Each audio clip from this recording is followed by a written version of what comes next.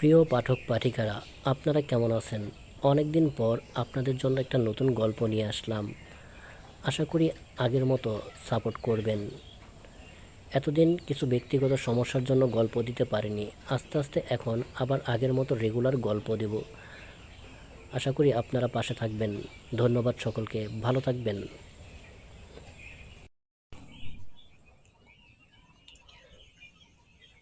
যে আমাকে বাচ্চা দিতে পারে না, তার মতো স্ত্রী আমার দরকার নাই। সজলের মুখ দিয়ে কঠিন কণ্ঠে কথাটি বের হতেই প্রিয়া আর চুপ থাকে না।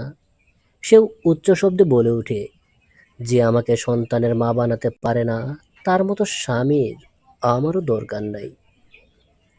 মুখ সামলে কথা বলো।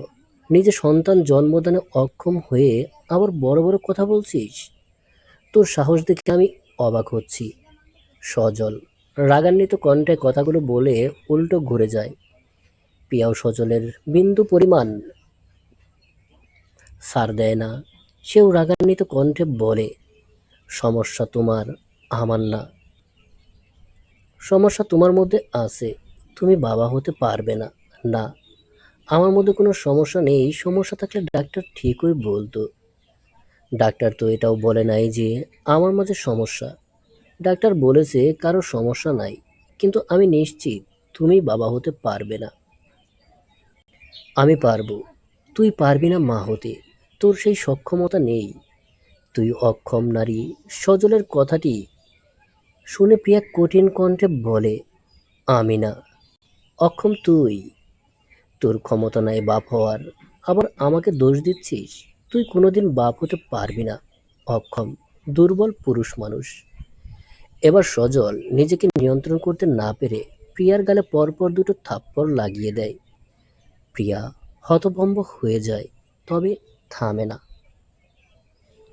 সে মুখ দিয়ে গালাগালি করতে থাকে। সজলও মুখ দিয়ে বাজে কথা বলে। এক পর্যায়ে বলে, তোকে আমি তালাক দেব। তালাক দিয়ে নতুন বিয়ে করব। দেখে দিব আমি বাচ্চার বাবা হতে পারি কিনা। আমারও তালাক চাই। তোর সাথে আমিও থাকতে চাই না।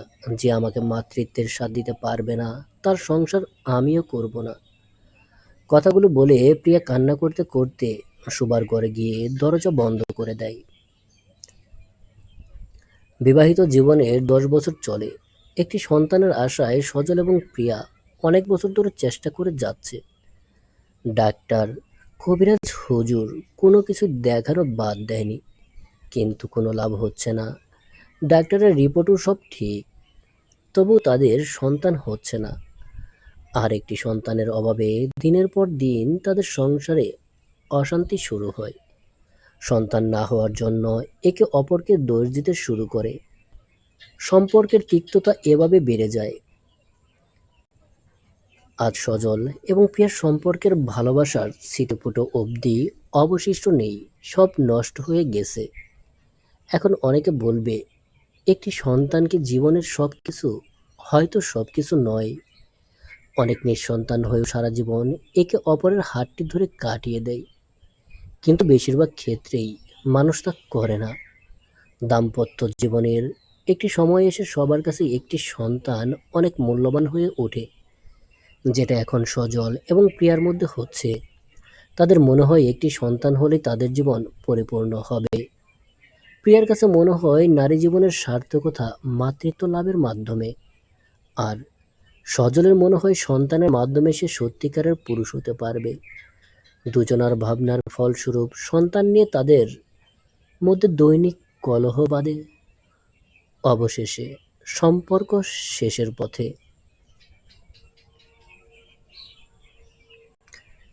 এতদিনের এত অশান্তি অবশেষে দুজনার ডিভোর্সের মাধ্যমে শেষ হলো। সজল এবং প্রিয়ার উভয়ের ডিভোর্স পেয়ে যান। মনে হচ্ছে তারা মুক্তি পেয়েছে। তাদের মধ্যে ডিভোর্স নিয়ে তেমন কোনো দুঃখ দেখা দিল না। হয়তো তাদের মাঝের ভালোবাসাটা আগেই শেষ হয়ে যাওয়ায় এমন হচ্ছে। দুজনার কাছেই এই ডিভোর্স শান্তির। ডিভোর্স পেপার হাতে প্রিয়া শেষবারের মতো সজলকে বলে, তুমিই অক্ষম, এটা মেনে নাও। অন্য কোনো মেয়ের জীবন নষ্ট করো না। আমি অক্ষম নই। খুব দ্রুত বিয়ে করে আমি তোমাকে প্রমাণ করে দিব। কথাটি বলে সজল চলে যায়। প্রিয়া তার যাবার পানে তাকিয়ে থাকে। এতক্ষণে অবশেষে এক মুহূর্তের জন্য মনে হয় প্রিয়ার কষ্ট অনুভব হলো। পরক্ষণে তার মন ঠিক হয়ে গেল। সে নিজের মনকে নিজে বুঝিয়ে বলে, এবার তোকে তাড়াতাড়ি মুভ অন করতে হবে প্রিয়া। একটা সন্তানই পারে তোর জীবনের সব অপূর্ণতা পূরণ করতে। ডিভোর্সের 6 মাসের মধ্যে সজল বিয়ে করে। তার 4 মাস পরে শোনা যায় সজলের স্ত্রী গর্ভবতী। এই খবর প্রিয়া শুনে সে বেশ ভেঙে পড়ে। বাড়িতে তারও বিয়ের কথাবার্তা চলছে, পাত্র দেখা হচ্ছে। এই সময়ে সে যখন জানতে পারে সজলের স্ত্রী গর্ভবতী, তখন তার মাথার উপর আকাশ ভেঙে পড়ে। সে নিজেকে ঘরবন্দি করে ফেলে, তারপর কান্নায় ভেঙে পড়ে। সে কান্নারত অবস্থায় বলে, সজলের স্ত্রী গর্ভবতী, অর্থাৎ সজল অক্ষম নয়। তাহলে সমস্যা আমার মধ্যে ছিল, আমিই বন্ধা। নিজেকে নিজে প্রশ্ন করে প্রিয়া, প্রশ্নের উত্তরও সাজায়। অতঃপর সে ভেঙে পড়ে। এতদিন দুজনার কেউ জানতো না কার মধ্যে সমস্যা, সেই জন্য দুজনেই একে অপরকে দোষারোপ করতেছিল। এখন যেহেতু সজলের স্ত্রী গর্ভবতী, সেহেতু প্রমাণ হয়ে যায় সজলের মধ্যে কোনো সমস্যা নেই। প্রিয়া ডিভোর্সের পরও ভেঙে পড়েনি, যতটা না ভেঙে এখন পড়েছে। প্রিয়া হাউমাউ করে কান্না করতে করতে বলে, আল্লাহ, আমাকে অক্ষম করে কেন পাঠালে দুনিয়ায়? মাতৃত্ব সবচেয়ে সুন্দর অনুভূতি, তুমি আমাকে এই অনুভূতি দিয়ে বঞ্চিত করবা? একটা সন্তানের জন্য কত আহাজারি করেছি তোমার কাছে, অথচ হলো না। তার মানে এতদিন আমার জন্য সজল বাবা হতে পারেনি? আমাকে তুমি সত্যি বন্ধা করে পাঠালে দুনিয়ায়? প্রিয়া এভাবেই কান্না করতে থাকে। অতিরিক্ত সুখে প্রিয়া হিতাহিত জ্ঞান হারিয়ে ফেলেছে। সে এভাবে উল্টাপাল্টা কথা বলে কান্না করতে থাকে। তারপর প্রিয়া তার পরিবারকে জানিয়ে দেয়, পাত্রপক্ষকে বলে দিতে তার আগের বিয়ে কেন ভেঙেছে। সে মা হতে পারেনি বলে ডিভোর্স হয়েছে। এই সত্যি মেনে নিয়ে কেউ বিয়ে করতে চাইলে প্রিয়া তাকে বিয়ে করবে। বাড়িতে বিয়ের কথাবার্তা চলার মাঝে প্রিয়া টুকটাক কাজ করারও চেষ্টা করে। যেহেতু সে বেশি পড়াশোনা করেনি, তাই তেমন ভালো কাজও পায় না। জীবনে সব দিক দিয়ে প্রিয়া হতাশ হয়। এর মাঝে খবর আসে সজলের একটি ছেলে সন্তান হয়েছে। সজল এবং প্রিয়ার বাড়ির দূরত্ব বেশি নয়, সেই জন্য প্রতিবেশীর মাধ্যমে এমনিতেই এসব খবর তার কানে চলে আসে। তাকে খোঁজ নিতে হয় না। তবে সজলের ছেলে সন্তান হওয়ায় প্রিয়া কষ্ট পায় না, বরং তার ভালোই লাগে। সজল অন্তত বাবা ডাক শুনতে পাচ্ছে। তার কয়েক মাস পর এক ডিভোর্সি ছেলের সঙ্গে প্রিয়ার বিয়ে ঠিক হয়। সব জেনেই দুপক্ষের সম্মতিতে তাদের বিয়ের কাজ সম্পন্ন হয়। প্রিয়ার বিবাহিত জীবন খুব সুন্দর কাটে। ধীরে ধীরে প্রিয়া এই সংসারে নিজেকে মানিয়ে নেয়।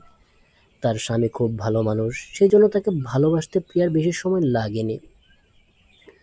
কয়েক মাস পর প্রিয়ার শরীরে প্রেগন্যান্সির সব রকম লক্ষণ দেখা দিলে প্রিয়া প্রথমে কিট দিয়ে টেস্ট করে। সেখানে পজিটিভ দেখা দিয়ে প্রিয়া নিজের চোখকে বিশ্বাস করতে পারে না। সে আবারও টেস্ট করে। এবারও পজিটিভ আসে। প্রিয়া আনন্দে কান্না করে দেয়। প্রিয়া খুশিতে বলে ওঠে, আমি অক্ষম নই, আমি বন্ধা নই। প্রিয়ার চোখ দিয়ে পানি গড়িয়ে পড়ে। তবে এটা কষ্টের নয়, আনন্দের। অবশেষে তার জীবনে মাতৃত্ব আসবে, সে মা হবে।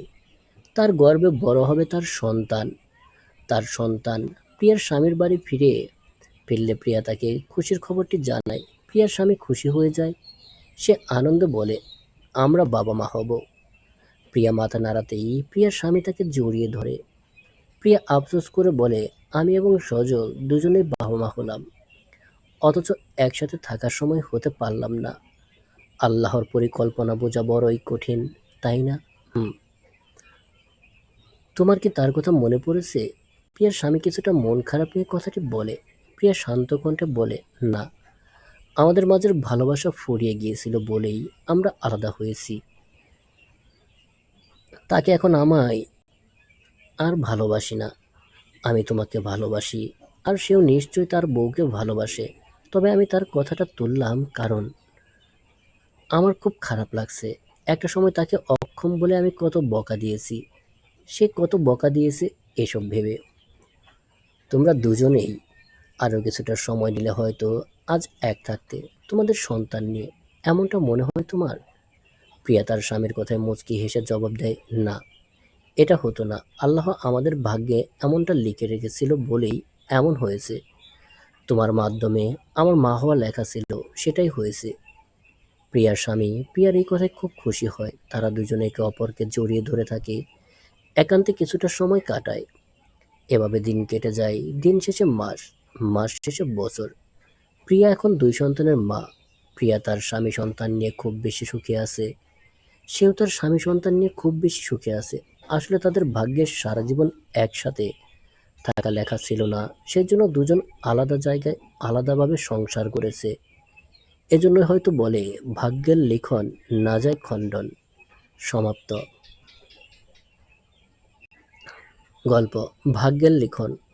লেখনীতে নুসরাত জাহান মিষ্টি। ঘটনাটি বাস্তব ঘটনা। অনেকের সাথে হয়তো মিলে যাবে, তাই থিম কমন মনে হতে পারে। ধন্যবাদ প্রিয় দর্শক। গল্পটা কেমন লাগলো তা অবশ্যই কমেন্ট করে জানাবেন। ধন্যবাদ সকলকে। ভালো থাকবেন, সুস্থ থাকবেন। আল্লাহ হাফেজ।